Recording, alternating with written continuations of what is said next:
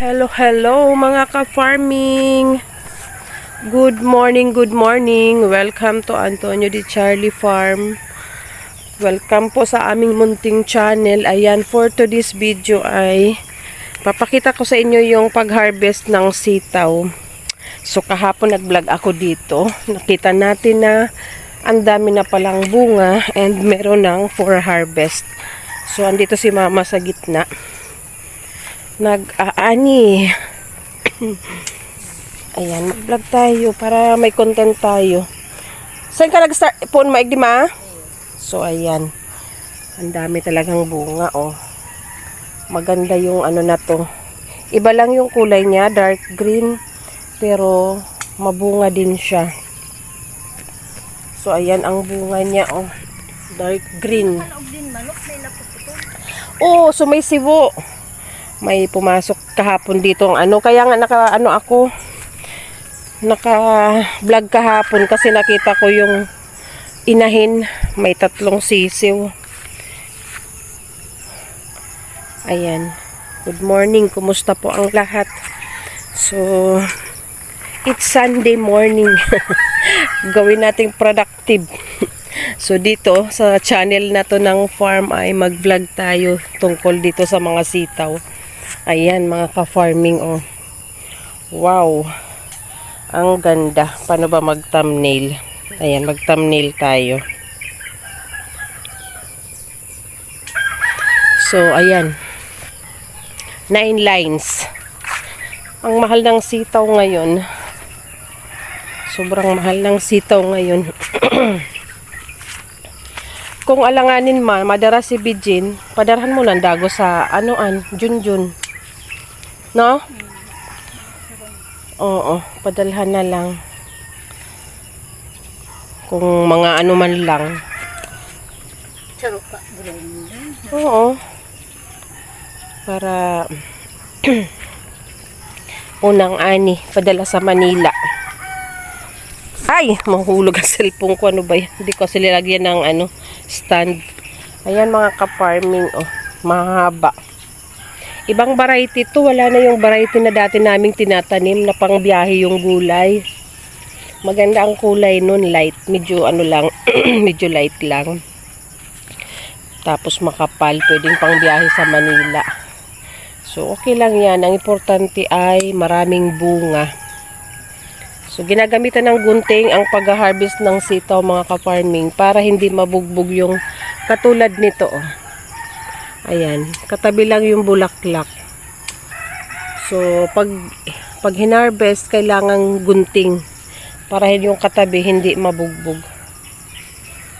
So, unang ani, ayan, unang harvest.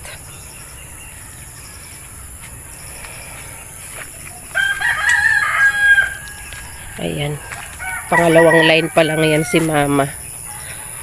Andun, ang daming bunga, oh.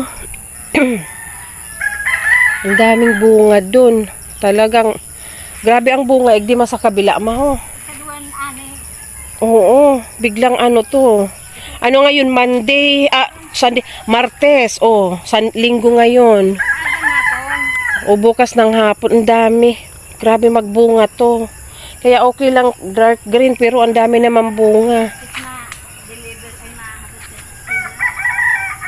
Oo, para pag ng umaga, okay, ganito, bukas ng hapon, bago ako magsundo, magkontrata na ako dito sa bayan. Meron akong mga dyan, yung mga binibilhan ko ng gulay.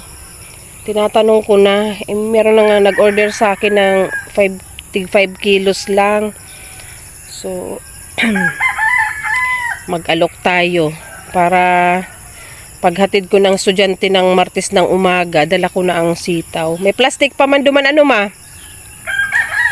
Ayan, ang daming bunga mga ka-farming, oh. Kita ba? Ayan. Ang ganda, green na green. Ayan, oh, probinsya. Ayan mga ka-farming, 5 lines na yung na-harvest. Naanihan. Ayan siya. Ayan, ang daming ani ngayon. Ayan. And ito. So, apat. Sinong nag-iingay dyan na bata? So, maririnig mo dito. Ang maririnig nyo dito, mga ka-farming, huni ng ibon. Tahimik ang mga dahon, oh. Walang hangin. Na mahinga si habagat.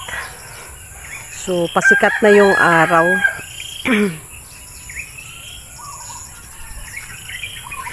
So, ayan. Patapos na si mama. Dito na lang. 4 na line pa pala. Ganda tingnan ng mga bunga, oh.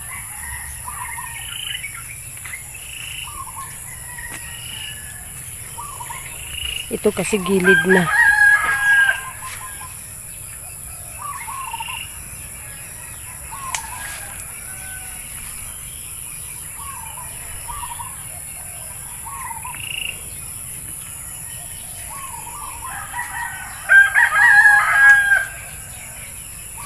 So, ayan. Ayan ang update natin today, mga ka-farming. So, iwanan ko na dito si mama kasi ang oras ay 6:46. Kailangan ko nang magluto ng almusal dahil Sunday today. Sunday today. Kailangan naming magsimba. So, thank you sa pagsama sa amin, mga ka-farming. See you again sa next vlog. Ayan, mag-update tayo ng bagong tanim na sitaw and bagong tanim na okra. Mga nag-germinate na sila. Ay, ma! Ini palang sitaw sa harap. Kaya po ng dapat may tao. Taang manok. Nag-germinate na, mga ka-farming, yung third batch na sitaw. Kaso, yan ang paboritong tukain ng mga manok. Kaya, kailangan may bantay. So, ayan. Thank you sa pagsama sa amin ngayong umaga. See you again tomorrow, mga ka-farming. Bye-bye.